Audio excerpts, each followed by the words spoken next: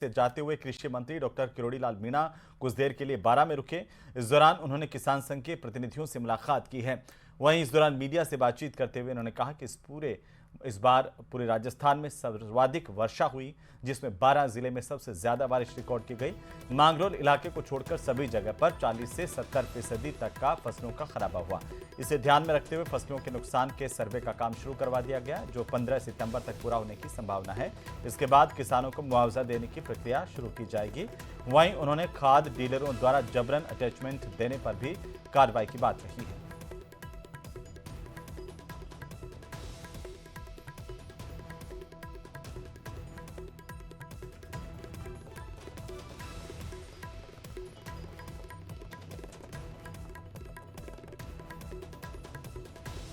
Total 193 लोगों की death अब की बार इस बरसात के कारण हुई है, जो सर्वाधिक है अब तक की बरसातों में। और बरसात भी सर्वाधिक है अब तक की जो राजस्थान में बरसात हुई है, उसमें सारे बांध लबालब हो गए। ये बात अलग है कि खरीफ की फसल में बहुत नुकसान हो गया है, लेकिन करीबन 16% बुआई का एरिया बढ़ा है, सोइंग का एरिया। मांगरोल को छोड़कर बाकी जितना भी ज़िला है उसमें 40 से 70% का नुकसान फसलों का हुआ है। और आपको पता है, पहले भारत सरकार 50% से जो नुकसान होता था उस पर ही राहत देती थी फसलों पर, लेकिन मोदी जी ने उसको 33% कर दिया। तो इन पर सबको हमारा जो गिरदावरी होने के बाद इनमें सब में हम किसानों को आर्थिक सहयोग करेंगे। उधर सीकर में पीसीसी चीफ गोविंद सिंह डोटासरा ने अतिवृष्टि को लेकर सरकार पर निशाना साधा। उन्होंने कहा कि सरकार केवल सीएमओ में बैठक करती रही, हमने मजबूर किया तो अब मंत्रियों विधायकों को फील्ड में भेजा। दरअसल लक्ष्मणगढ़ पंचायत समिति सभागार में अतिवृष्टि को लेकर बुलाई गई मीटिंग में पीसीसी चीफ गोविंद सिंह डोटासरा भी पहुंचे, लेकिन मीटिंग में अतिवृष्टि के आंकड़े सही नहीं पाए जाने पर कहा कि इससे हम संतुष्ट नहीं हैं। जो अतिवृष्टि हुई है उसमें प्रदेश में 200 से ज़्यादा लोगों की मौतें हो गई, हजारों मकान गिर गए, लाखों पशुधन की हानि हो गई, लोग बेघर हो गए।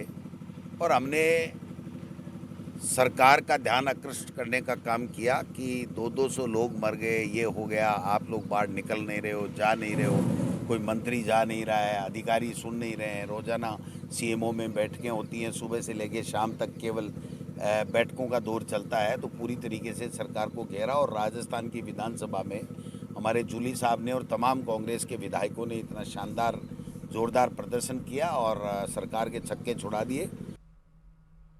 उधर जोधपुर के दौरे पर पहुंचे प्रभारी मंत्री मदन दिलावर आज अधिकारियों पर खासे आक्रामक नजर आए। लूणी पंचायत समिति में हुई बैठक के दौरान मदन दिलावर ने साफ सफाई को लेकर जवाब तलबी की। मंडोर पंचायत समिति के वीडियो को झूठ बोलने पर भरी सभा में फटकार भी लगाई। मंत्री ने साफ चेतावनी दी कि वे कभी भी निरीक्षण कर सकते हैं, जहां भी गड़बड़ी मिली तो कड़ी कार्रवाई होगी। बैठक के बाद मीडिया से बातचीत करते हुए मंत्री मदन दिलावर ने अतिवृष्टि प्रभावितों की राहत को लेकर अधिकारियों को नुकसान की रिपोर्ट तैयार करने के निर्देश भी दिए।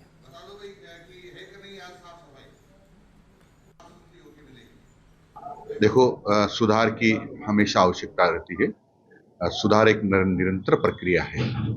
देखो क्या है कि बरसात का कोई ठिकाना नहीं है।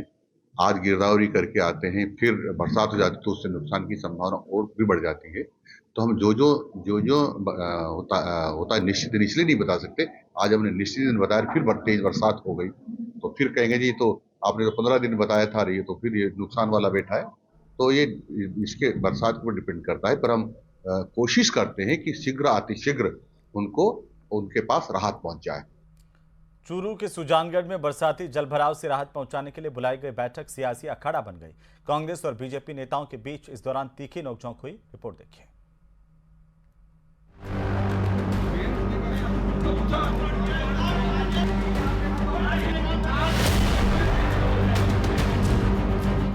मंत्री अविनाश गहलोत की मीटिंग में हंगामा, कांग्रेस भाजपा आमने सामने, मंत्री जी ने सबको करवाया शांत। सुजानगढ़ में बरसाती जलभराव से राहत पहुंचाने के लिए बुलाई गई बैठक सियासी अखाड़ा बन गई। प्रभारी मंत्री अविनाश गहलोत ने अधिकारियों को साफ निर्देश दिए कि जलभराव से प्रभावित परिवारों को तुरंत सहायता दी जाए और बीमारियों के फैलाव पर रोक लगाई जाए। लेकिन बैठक के बीच बीजेपी नेता कमल दादीज, रिचपाल बिजारनिया और तनसुख प्रजापत ने सीवरेज में अनियमितताओं का मुद्दा उठा दिया। इसके बाद कांग्रेस और बीजेपी में बहस होना शुरू हो गई। कांग्रेस नेताओं ने इसका जवाब देते हुए कहा कि नगर परिषद कार्यकारी एजेंसी नहीं है। सांसद राहुल कसवा और विधायक मनोज मेघवाल ने भी भाजपा पर पलटवार किया।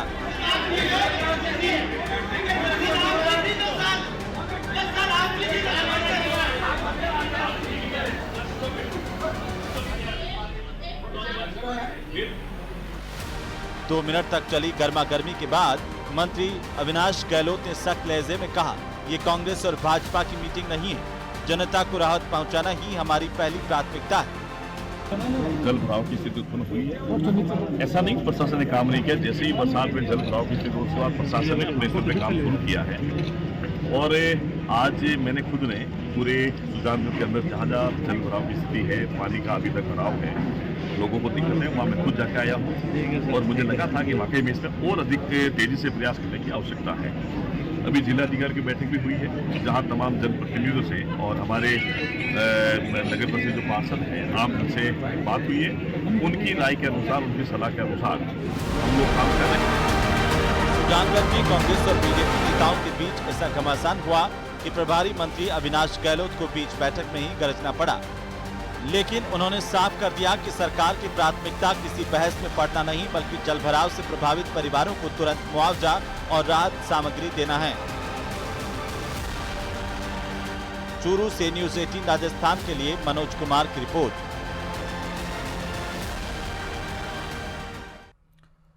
जोधपुर से बड़ी खबर, जहां पर अखिल भारतीय समन्वय बैठक को लेकर आरएसएस की प्रेस कॉन्फ्रेंस कल होनी है। प्रचारक सुनील आंबेकर इस प्रेस कॉन्फ्रेंस को संबोधित करेंगे। कल दोपहर को 12:30 बजे ये प्रेस कॉन्फ्रेंस होगी।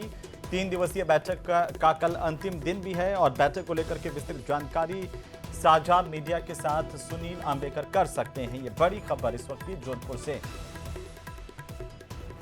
तो कल दोपहर को करीब 12:30 बजे प्रेस कॉन्फ्रेंस रखी गई आरएसएस की तरफ से। 3 दिन का ये मंथन और इसका अंतिम दिन, इसे लेकर विस्तृत जानकारी भी दे सकते हैं। जो मीडिया में जानकारी देना चाहेंगे वो अखिल भारतीय समन्वय बैठक और इसे लेकर आरएसएस की तरफ से कल प्रेस कॉन्फ्रेंस की जाएगी। तो आरएसएस प्रमुख मोहन भागवत जोधपुर के प्रवास पर हैं। समन्वय बैठक से पहले उन्होंने कार्यक्रम स्थल के पास अनंत चतुर्दशी के मौके पर बालाजी मंदिर में भगवान गणेश की पूजा अर्चना भी की है। इस दौरान उन्होंने राष्ट्र के लिए सुख समृद्धि की कामना की। सबसे पहले भागवत ने शाखा में शिरकत की, इसके बाद वे मंदिर पहुंचे। समन्वय बैठक के दूसरे दिन सत्र में कई विषयों पर चर्चा हुई, जिसमें देश के सीमावर्ती इलाकों में बढ़ती जनसंख्या असंतुलन के विषय पर बात हुई। इसके अलावा पंजाब, पश्चिम बंगाल समेत देश के राज्यों की अलग अलग स्थितियों और परिस्थितियों पर भी मंथन हुआ। इस तरह से समुद्र मंथन के बाद जो अमृत मिला था, ठीक इसी तरह से जो है चर्चा और मंथन से जो विचार निकलेगा, उसकी बूंदे यानी अमृत जो है विभिन्न संगठन अपने स्तर पर अंतिम निर्णय लेकर जो है आगे जो है इसे बढ़ाएगी और अपने अंतिम निर्णय स्वयं लेगी। इसके अलावा अगर बात करें तो कल यहाँ पर मुख्यमंत्री भजनलाल शर्मा जो है यहाँ पर आए थे, 1 घंटा 10 मिनट यहाँ पर रुके थे और इसके साथ ही जो राष्ट्र के निर्माण, उत्थान और आगे की क्या दिशा और दशा राष्ट्र की रहनी है, उसको तय करने के लिए जोधपुर की सरजमीन को चुना गया। और यहाँ पर जो है आज दूसरे दिन भी जो है मंथन, चिंतन और मनन जारी है।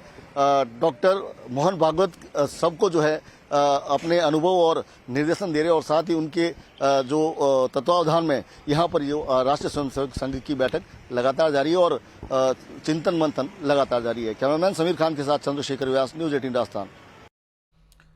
केंद्र सरकार ने जीएसटी से 2 स्लैब हटा करके जनता, महिलाओं के लिए राहत की एक नई किरण दी है और अब ये किरण प्रदेश में आगामी पंचायत चुनाव में देखने को मिल सकती है। रिपोर्ट देखिए।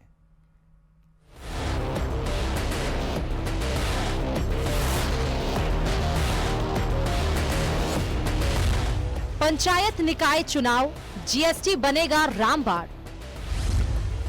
चलेगा जन चेतना अभियान, बताएंगे सरकार के काम। कुटीर उद्योग की बात, चुनाव में मिलेगा लाभ। जीएसटी स्लैब कम होने के बाद जहां केंद्र सरकार ने मध्यम और गरीब परिवार को राहत पहुंचाई है, वहीं प्रदेश में भाजपा अब इस मुद्दे को आगामी पंचायत और निकाय चुनावों में रामबाण बनाने की तैयारी में जुट गई है। जीएसटी स्लैब को लेकर बीजेपी अब प्रदेश भर में जन चेतना अभियान चलाएगी, जिसमें पार्टी जीएसटी में राहत को जन जन तक पहुंचाएगी, साथ ही लोकल फॉर वोकल को बढ़ावा देने का संदेश देंगे। जीएसटी को लेकर प्रदेश अध्यक्ष मदन राठौड़ ने कहा कि इससे जनता को बहुत बड़ा लाभ मिला है, देश आर्थिक रूप से मजबूत हो रहा। उन्होंने कहा कि 2014 में जब हिंदुस्तान में महंगाई दर 9.8% थी, अब वो घटकर 2.1% रह गई है। जैसे महंगाई दुनिया में तो बढ़ रही है, हिंदुस्तान में महंगाई दर और घट करके जहाँ 9.8 थी 2014 में अभी 2.1 रह गई है। और अभी ये जीएसटी में जो राहत दी है उससे महंगाई दर 1% पे आ जाएगी, तो हमारी जीडीपी भी बढ़ रही है। हम सब दृष्टि से आम नागरिक को किस प्रकार से सहायता दी जा सकती है उस दिशा में प्रधानमंत्री जी सोचते हैं और वो करके भी उन्होंने दिखाया है। जीएसटी में हुआ बदलाव एक बड़ी राहत के तौर पर देखी जा रही है। मदन राठौड़ ने बताया कि राजस्थान में कुटीर उद्योग की अपार संभावना है और इस बदलाव से कुटीर उद्योग को बड़ा बूस्टअप मिलेगा। वैसे तो सारी दुनिया समझ गई, हिंदुस्तान का आम नागरिक भी अब समझ गया कि इतना हमारी चिंता करने वाला हमारा नेतृत्व है, वो कर रहा है। इसमें जागरूकता तो बड़ी है, लेकिन हम कुटीर उद्योगों को पनपने की दिशा में हम अभियान चलाएंगे। दूसरा अभियान हमारा चलेगा लोकल फॉर वोकल, स्थानीय उत्पाद का अधिक से अधिक उपयोग करें और हमारे जो उद्यमी हैं वो भी ऐसी वस्तुएं बनाए। बहरहाल भाजपा जन चेतना यात्रा के जरिए पंचायत और निकाय चुनाव की जमीन को मजबूत करेगी और राजस्थान की 352 पंचायत समितियों को साधेगी। प्रदेश में 11,341 से ज्यादा ग्राम पंचायतें मौजूद हैं। ऐसे में जीएसटी के मुद्दे जन जन तक पहुंचाकर पंचायत स्तर पर खुद की पैठ मजबूत करेगी। न्यूज़ 18 राजस्थान के लिए जयपुर से सुधीर कुमार शर्मा की रिपोर्ट। उधर प्रदेश में भारी बारिश का अलर्ट जारी किया गया है। अगले 24 घंटों में प्रदेश में भारी बारिश होने की संभावना प्रकट की गई है। मौसम विभाग की तरफ से इस वक्त की सबसे बड़ी अपडेट आ रही है। 6-7 सितंबर को उदयपुर जोधपुर संभाग में भारी बारिश हो सकती है। अजमेर, बीकानेर, कोटा, जयपुर, भरतपुर संभाग में भी बारिश के आसार हैं। 8 और 9 सितंबर को जोधपुर संभाग में भारी बारिश की संभावना है। दक्षिण पूर्वी राजस्थान में वेलमार्क लो प्रेशर सिस्टम सक्रिय हो रहा है। भीलवाड़ा के बनेड़ा में 156 mm बारिश आज दर्ज की गई है। मौसम विभाग से यह बड़ी अपडेट आ रही है। अगले 24 घंटों में प्रदेश के कई हिस्सों में भारी बारिश की चेतावनी मौसम विभाग ने जारी की है। अजमेर, बीकानेर, कोटा, जयपुर, भरतपुर में भी चेतावनी जारी की गई है। भारी बारिश हो सकती है। जोधपुर संभाग में भी 8 और 9 सितंबर को बारिश हो सकती है। बड़ी खबर इस वक्त की।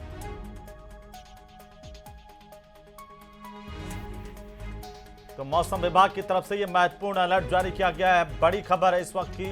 मौसम विभाग ने अगले 24 घंटों में प्रदेश के कई हिस्सों में भारी बारिश होने की आशंका प्रकट की है।